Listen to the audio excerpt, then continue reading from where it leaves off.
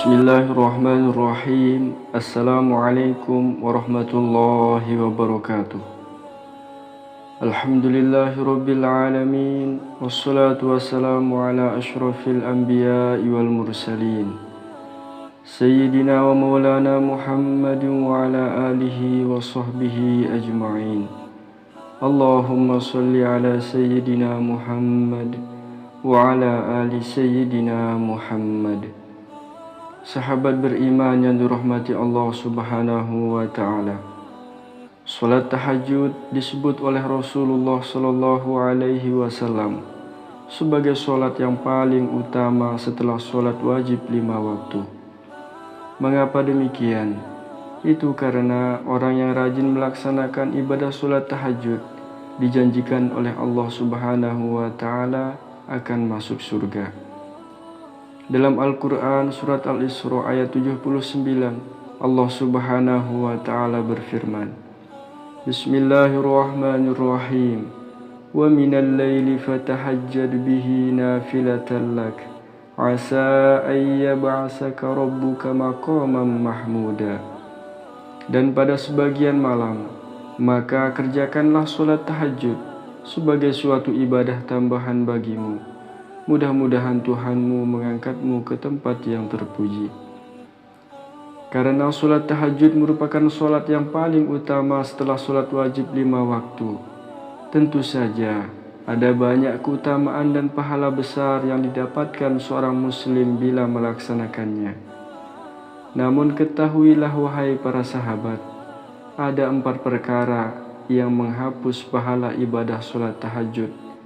Meskipun kita rajin melakukan tahajud setiap malam, jika masih melakukan salah satu dari 4 perkara ini, maka pahala tahajud akan sia-sia.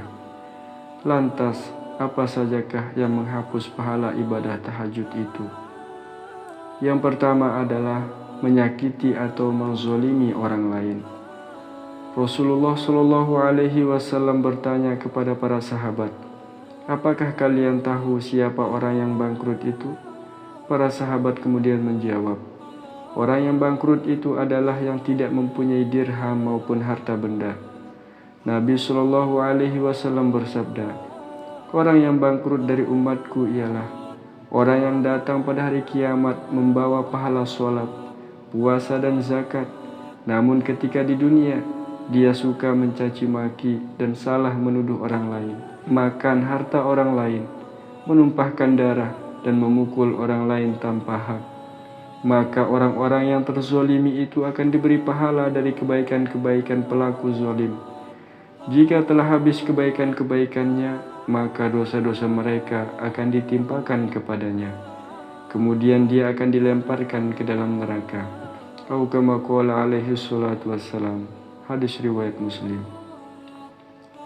Dari hadis Rasulullah ini sudah jelas disebutkan, apabila ada orang yang suka menyakiti orang lain, maka semua pahalanya akan dipindahkan kepada orang yang dizolimi atau yang disakiti. Bahkan lebih buruknya lagi, dosa orang yang disakiti akan diberikan kepada orang yang menzolimi hingga dimasukkan ke dalam nerakanya Allah Subhanahu wa ta'ala. Na'udzubillah. Yang kedua adalah merasa ujub, bangga terhadap diri sendiri. Syekh Muhammad bin Shalih Al-Utsaimin rahimahullah mengatakan, ujub itu bisa membatalkan atau menghapus pahala amalan seorang hamba. Sebagai contoh, jika kita dimudahkan oleh Allah Subhanahu wa ta'ala untuk bangun sholat tahajud, maka jangan langsung merasa tinggi, kemudian memandang remeh orang yang kesulitan untuk bangun malam. Jika kita dimudahkan oleh Allah untuk bersedekah, jangan langsung memandang remeh orang yang jarang terlihat bersedekah. Karena barangkali mereka yang kita pandang remeh memiliki amalan tersembunyi yang mereka lakukan dengan ikhlas, yang hanya Dia dan Allah yang mengetahui. Karena pada dasarnya, semua ibadah yang kita lakukan dan semua prestasi yang kita raih semata-mata karena taufik, pertolongan, dan kemudahan dari Allah Subhanahu wa ta'ala, bukan berasal dari kehebatan kita sendiri. Maka selama kita memandang remeh merasa lebih tinggi dan lebih mulia dengan ibadah yang kita lakukan, pahalanya akan gugur, tidak bernilai di mata Allah Subhanahu wa Ta'ala. Yang ketiga, bermaksiat dikala sendiri. Dari Sauban radhiyallahu anhu, Nabi Shallallahu alaihi wasallam bersabda, "Sungguh saya telah mengetahui bahwa ada suatu kaum dari umatku yang datang pada hari kiamat dengan membawa kebaikan sebesar gunung Tihamah yang putih. Lantas Allah menjadikannya sia-sia, tidak tersisa sedikit pun." Sahabat beriman yang dirahmati Allah, di saat kita sedang sendiri, godaan dari syaitan sangat kuat untuk mendorong kita berbuat maksiat kepada Allah. Sebab secara naluriah, orang akan merasa malu bila melakukan maksiat secara terang-terangan. Apabila kita mengikuti hawa nafsu dan godaan syaitan di saat sendiri, maka di saat itu pula pahala amal ibadah kita akan terhapus. Yang keempat, meremehkan seorang mukmin yang berdosa.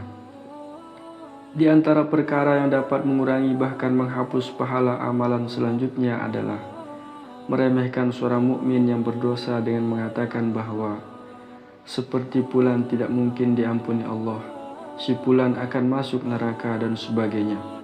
Sahabat beriman yang dirahmati Allah, hidayah hanya datang dari Allah Subhanahu wa Ta'ala kepada siapa saja yang dikehendakinya. Bila kita melihat ada orang berbuat maksiat, berbuat dosa, jangan kita pandang rendah dan jangan kita vonis dengan mengatakan bahwa kamu akan masuk neraka. Sebab hal ini bisa menghapus pahala-pahala yang sudah kita lakukan.